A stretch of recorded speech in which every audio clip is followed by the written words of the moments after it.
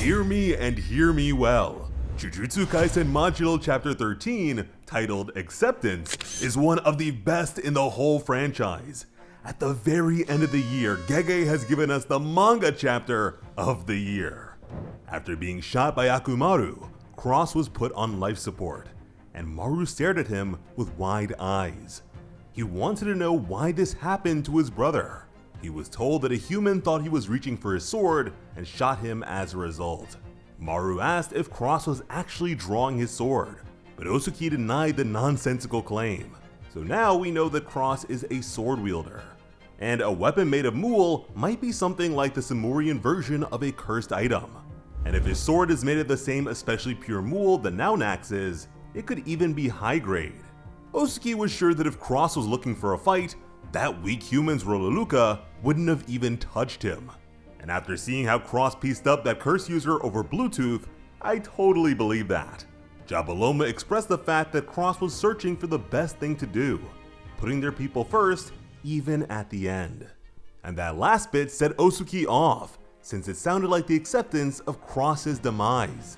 Grabbing a resigned Jabaloma, Osuki insisted that Cross isn't dead yet, that it would take way more than just this to put him down. Jabaloma already lost a daughter, and now someone like a son to him was close to the same fate. Maru just stared at his brother vacantly. Elsewhere, Tsurugi was stunned by something related to Usami. A bashful girl tugged on her hair in frustration and exhaustion. The recoil from Usami's cursed speech was severe, as if he had been hit by an especially strong curse, and she couldn't neutralize it with her reverse curse technique. Usami was bound in more ways than one, and in critical condition. The biggest advocate for peace on the side of humanity is now out of commission. Tsurugi was stunned. He couldn't believe it since Usami is a grade 1 sorcerer. As from behind, a senior sorcerer claimed the same rank. But even so, if she had to face a monster like Dabura, running would be her only option. In fact, depending on his true nature, she might even have to take her own life. Simply put, Dabura's power cannot be measured by the sorcerer ranking system. He is a calamity given form, which is to say that Dabura is beyond special grade. Special grade is supposed to be the strength to topple a nation, and at this point, there is no stopping him. From there, we return to the event in question, as Dabura asked a question. What are you doing? The Rumelians all turned to him. Usami commanded the other sorcerers not to move, but Yakumaru didn't need the warning. There was no way anyone would be able to move an inch in front of such a creature. Osuki's gang raced towards the mothership with Cross in tow. Dabura peered at the young Rumelian state. Then he remembered his own vow to protect the Rumelians, a promise to the best friend he had to kill. Once again, Dabura repeated his question. What are you doing?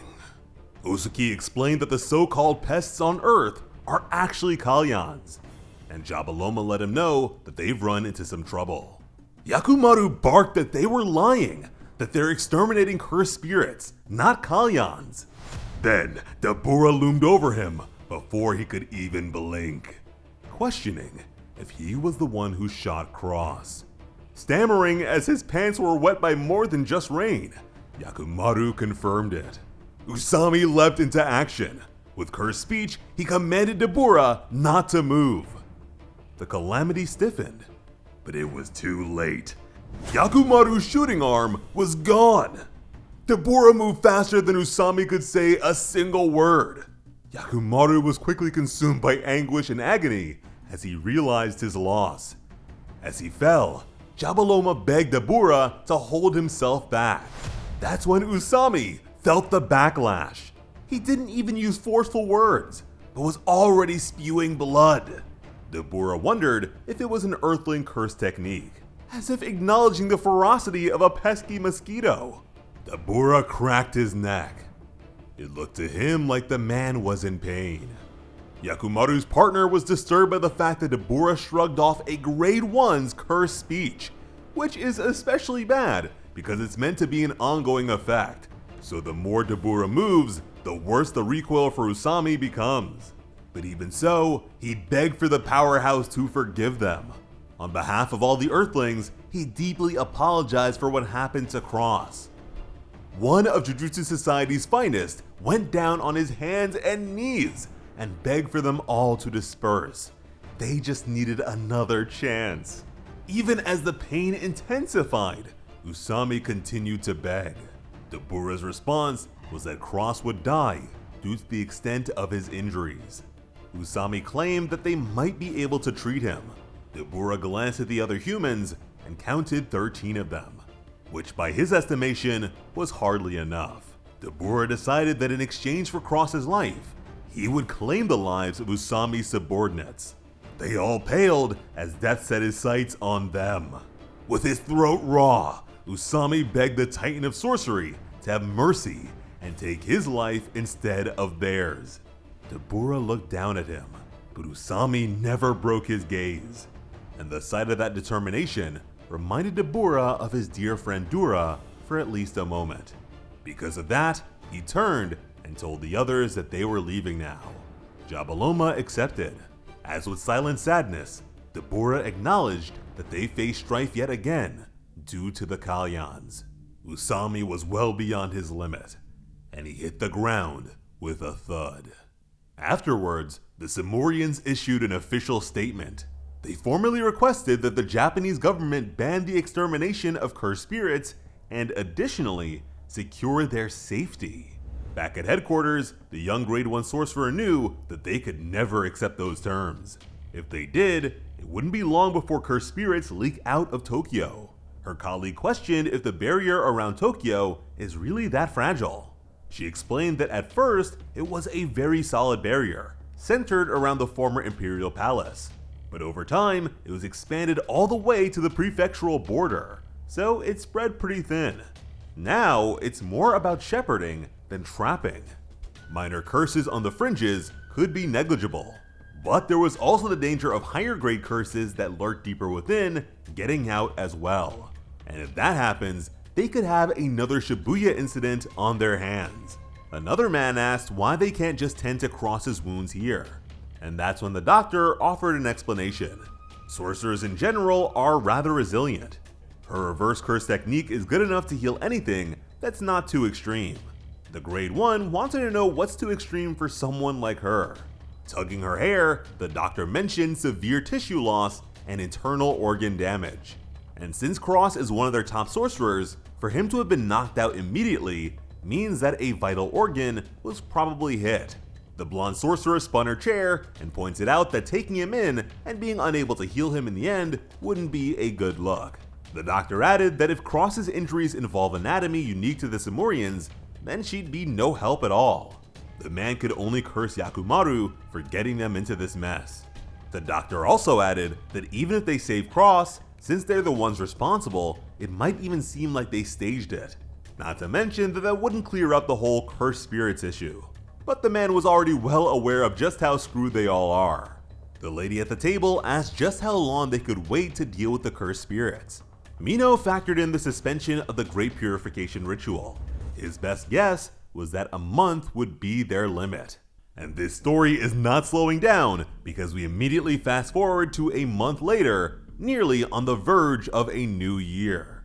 Two sorcerers headed into Tokyo at night with their bracelets lighting the way. Exorcising cursed spirits at this hour is especially dangerous. But like Mino predicted, they were at their limit, so they needed to do this without the aliens finding out. But inside Naunax, Osuki was teaching his friends how to hear Earth's Kalyans from a distance. He promised that the damage from the tears is minor.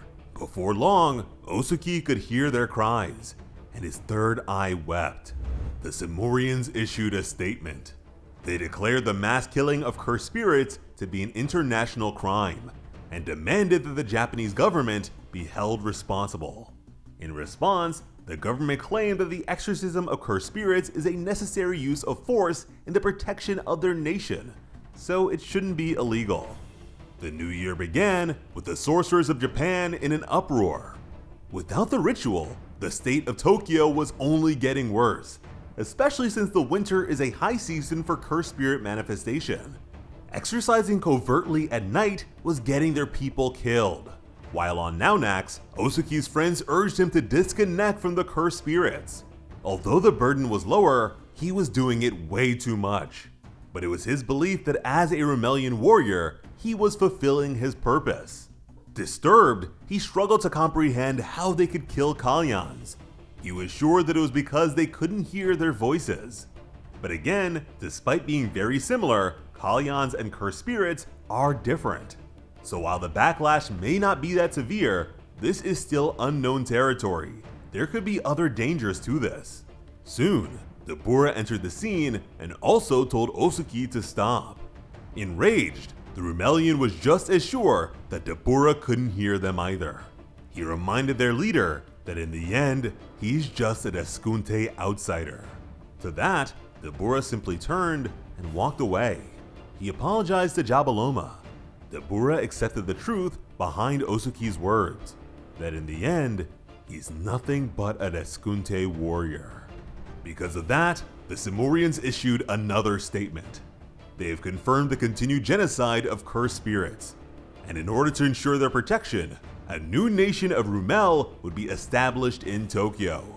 And if this decision of theirs is refused, then they request judgment through mortal combat, as is the way of the Escunte. Captain Hindsight was among the sorcerers of Earth and complaining about their activities being discovered. Someone else at the table was actually willing to give them Tokyo. But even that wouldn't remove the mounting threat of cursed spirits. Having been left unchecked for so long, they were on the verge of spreading across the whole country. And according to Mino, separating where they live would be an acceptance of segregation, a temporary solution that would only cause issues for future generations. Soon, the meeting became something like a shouting match. But since they can't accept those terms, they'll have to go with the duel. And the Grade 1 sorcerer insisted that Yuji Itadori was their only hope. She asked Mino if he was able to get in contact with the living legend. But even after a month of trying, they didn't have the faintest idea where the Sukuna Slayer might be. But even so, they did hear from Nobara, who's confirmed to still be alive. Apparently, she hasn't seen Yuji since Hana's funeral. Back then, Yuji told her that he wouldn't be going to any more of them. She admitted that despite his looks, her old friend is actually pretty sensitive. He couldn't bear to say goodbye to any more people he cares about. She doesn't think he ever imagined being unable to fulfill his grandfather's dying wish. A wish for Yuji to be surrounded by others when it's his turn to pass away. Holding a happy cat, Nobara admitted to struggling with it herself. After all, Yuji can't age. So every time she saw him, it made her painfully aware of just how old she's gotten. That was one thing, but Yuji always looked like he felt guilty about it, which Nobara couldn't stand. So in case they see Yuji, she wants them to relay her message to him, that the idiot shouldn't look down on her. Because of that, Mino wondered if they were all out of options, but apparently, they have one final hope. Although, the decision was up to her. These events were logged. Dabura would represent Rumel by dueling for the possession of Tokyo and the safety of cursed spirits, while Yuka was nominated to participate in the duel as Earth's representative, and she agreed. And here, Yuka looks more like her grandpa Yuta than ever. Her usually cheerful demeanor has been drained, and since we moved ahead by a month, she is expected to only have 5 months left to live, so she is facing death on both sides. For Yuka to be a consideration with hope, maybe her curse technique has some sort of especially interesting gimmick or effect. After all, we haven't seen it yet, and she still has her dream of being on her grandpa's level. With only so much time left to live, that path must have been accelerated. But with that, our characters Tsurugi and Maru both have dying siblings. Like I said, this chapter is incredible, and there is no doubt that the next one will be great too. So I hope you'll be here for it. As always, I'm Slice of Otaku. Thank you all so much for watching and have an awesome day. I love you.